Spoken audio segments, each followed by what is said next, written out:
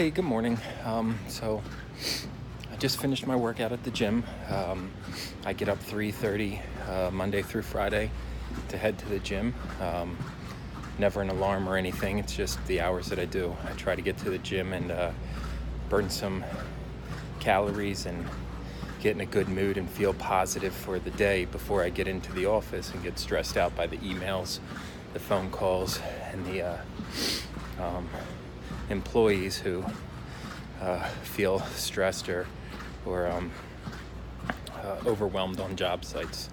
So it's a really good idea for me to get to the gym and get my peace of mind before I have to worry about making sure everybody else's peace of mind is taken care of.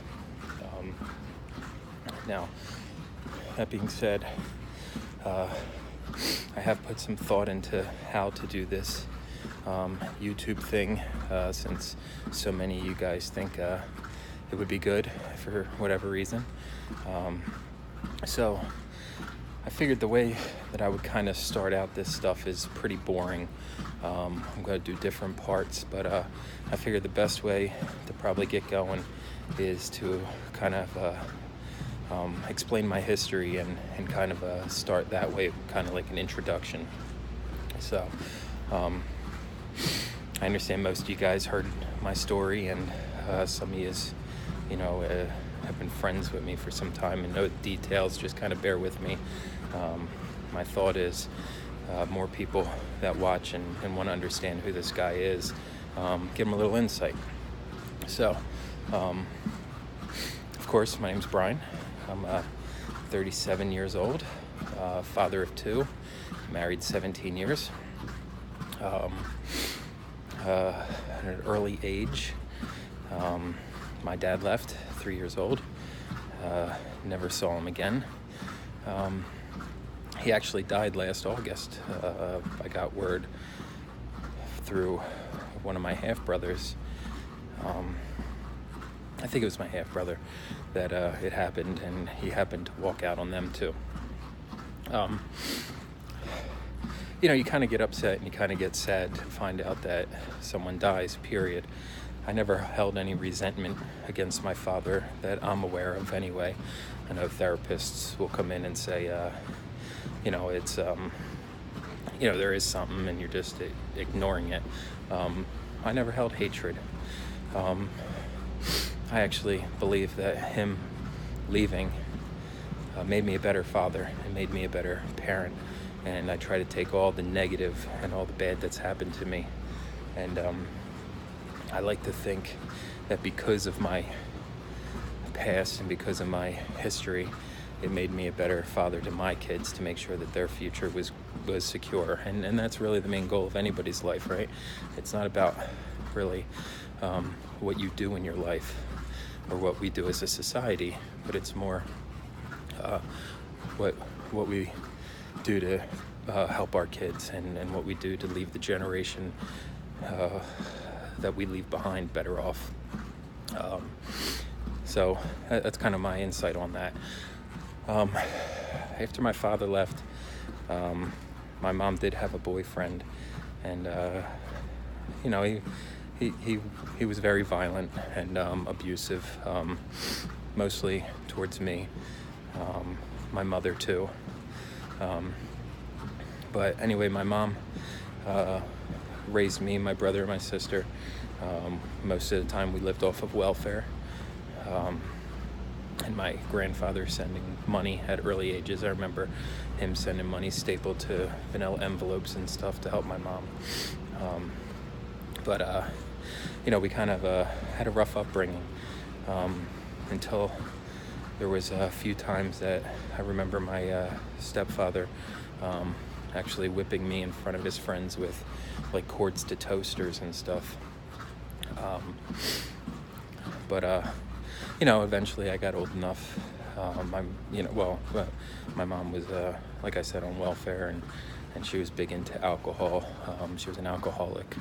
I think she's gotten a little bit better, but she still has a drinking problem, I feel. Might not be the case, but that's how I feel. we didn't have the best upbringing. You know, when I was little, I remember her teaching me to fill up her drink with vodka or Mad Dog 2020 or whatever to the beak of a duck's mouth. And I mean, it wasn't ideal. But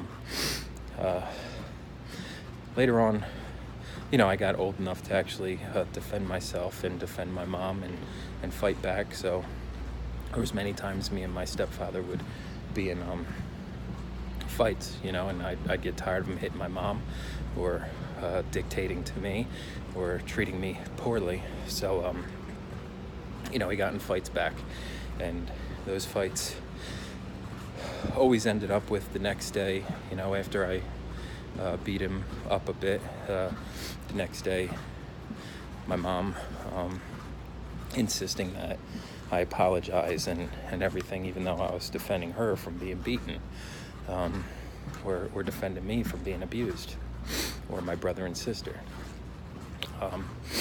So, it was kind of hard because the next day, she'd insist and be on his side, and I'd be thrown out, or cops would be called, or whatnot, and all of a sudden I was the problem.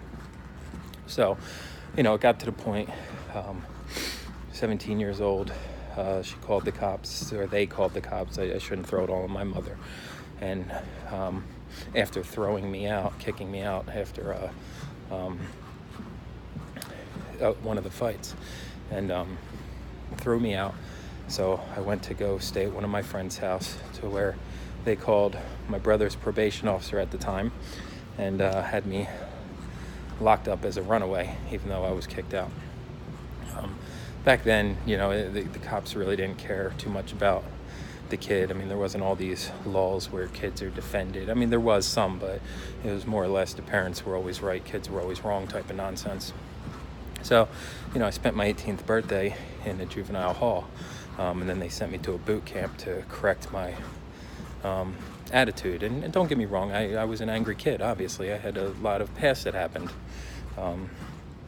But, so that's just skipping, there's a lot more dark stuff. That's just skipping through a little history of what I was. So, obviously, 17, 18 years old, abusive background, family who I felt didn't care about me. Don't get me wrong. I think my mom wanted to give me, my brother and sister, the best upbringing she could, and treat us differently from how her generation upbrought her. But like many parents in the 80s, I think they, relied too much on being a friend and not too much a parent. And then once they wanted to be the parent, the kids wouldn't accept it. It's the way it is. So, I got myself into a group of friends who, kind of just a wild group. We all had fun and all always getting in fights and causing trouble. At the time it seemed kind of fun, for kids and stuff, and the way things were done. But, it just kind of got old. I mean, I think what happened was I kept looking for acceptance because I didn't have it in my family, or I didn't feel I had it in my family. So, I ended up making some wrong choices and whatnot, and probably leading down a path that should have ended up with me in jail or locked up or dead. But what ended up happening is I dropped out of high school. Not really dropped out. I was taken out of high school by probation and given a tutor. I ended up getting a GED. Parole and probation decided that I shouldn't be in school because of my anger. So I ended up giving me a tutor, and I got my GED. After years of playing the bad guy, I guess, or the bad boy, I finally met my wife at 21 years old. Met her at court, actually, as I was being sentenced, and then a month later I got out, and my friend actually was interested, so gave her a call and had me run up there, and her and I ended up together. But 2 weeks later, we were living together. 10 months later, we were married. That was 2 years before we had our first kid, Taylor. She already had 2 kids, Chelsea and Alyssa. Kind of similar backgrounds to what I explained with mine. Not from the mother, from the father. The father was an alcoholic, drug addict, took the kids on a visit, never gave them back, and kind of forced her to petition the courts to gain custody, which took a couple years. So when I met Angie, I kind of grew up and fought for her kids and paid to get her kids and did everything I possibly could to make their kids' life better. Because I cared about Angie, sure. More so now that I'm older, I think it's because, I knew what it was like being a kid like that. And I didn't want them to kind of go through what I went through. I was always the protector my whole life, always protecting my brother, always protecting my sister, my mom, and that's just who I was. So, like most oldest are, I guess. So, after years, we got her kids back. It's totally impossible to prove a parent unfit, unfortunately, until he actually got in prison and the kids couldn't stay with his girlfriend. He was always doing drugs and drinking and parties and stuff in front of the kids, but the judge said unless they're in harm's way and we can prove it, there was nothing we could do.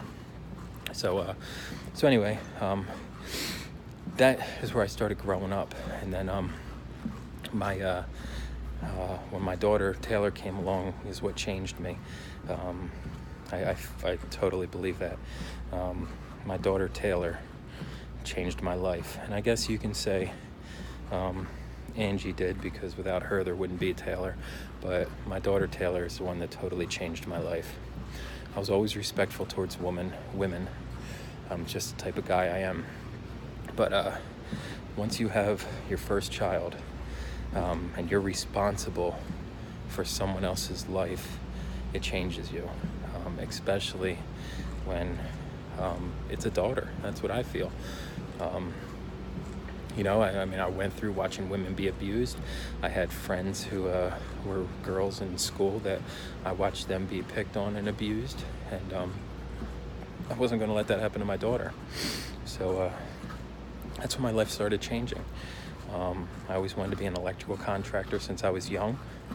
I worked my ass off and did what I had to make sure my daughter was taken care of. A year later, I had my second daughter, Brittany. It just strengthened that, made it more. And I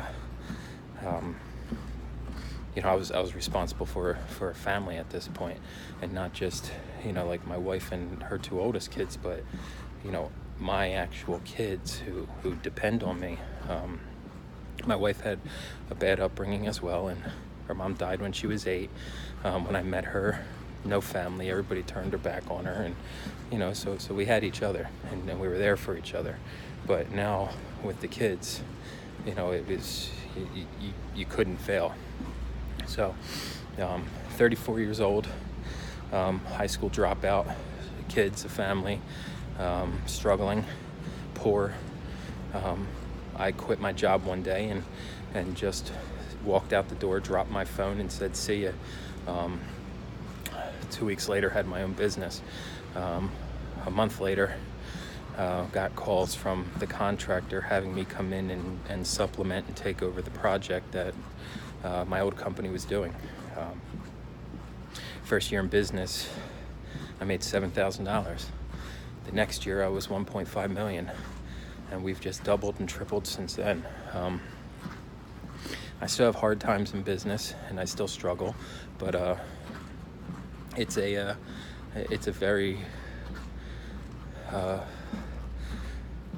very meaningful thing to know what I've completed so far in life. I'm going to stop right there because I'm coming up on 15 minutes, and that's all that they'll let me load at a time. So I'll do part 2 tomorrow or tonight at some point, and we'll go on from there. Talk to you soon.